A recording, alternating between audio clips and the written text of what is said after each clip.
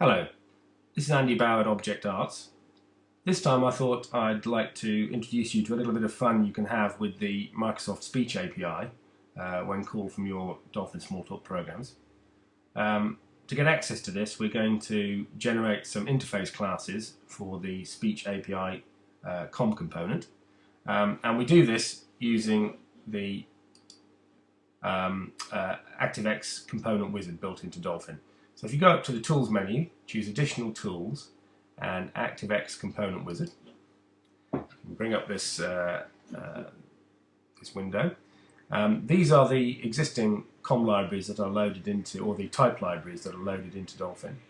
We don't have one for the Speech API, so let's browse for it. And if we scroll down to the Microsoft libraries, you can see that here we have the Speech Object Library. So let's click OK to load that, and then click the Next button. This takes us to a pane of options to do with the code generation.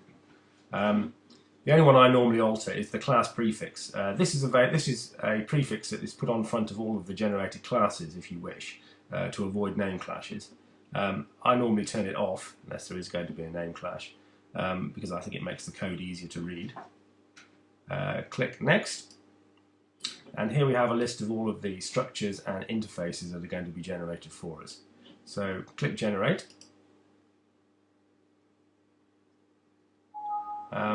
This particular case we have a warning saying that one of the structures is already in the image in the OLE structured storage package.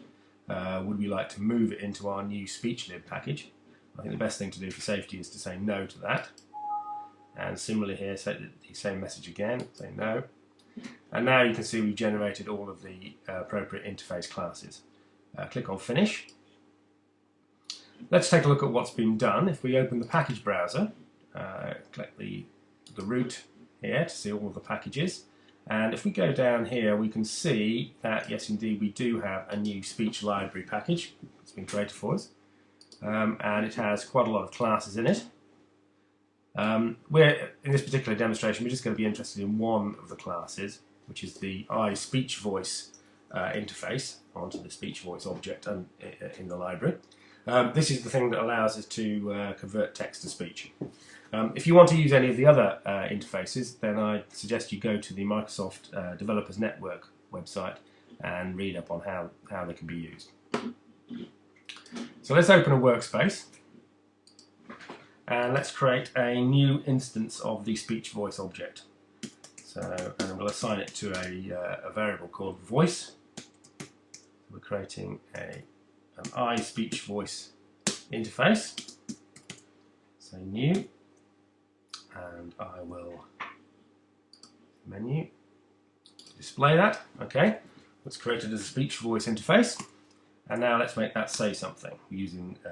You can actually see what methods this supports by typing Control-B, and you see these are all of the methods that are available on the speech voice interface. The one we're going to use is a thing called speak.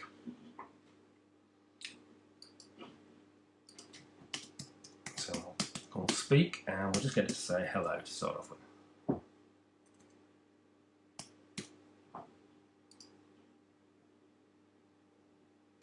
Hello. I hope you heard that. Let's try a slightly longer phrase.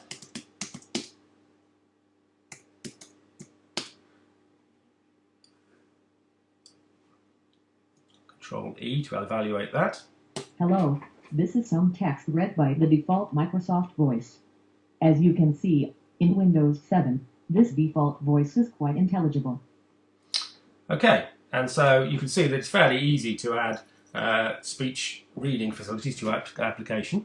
In Windows 7, the default voices are quite good. In Windows XP, they're fairly poor, unless you want to sound like Professor Stephen Hawkins. So what you might want to do is to go and purchase some more high-quality voices. If you go to a company called Cepstral, you can get quite high-quality voices for Windows XP at very reasonable prices. Okay, thank you for listening. I'll talk to you again soon.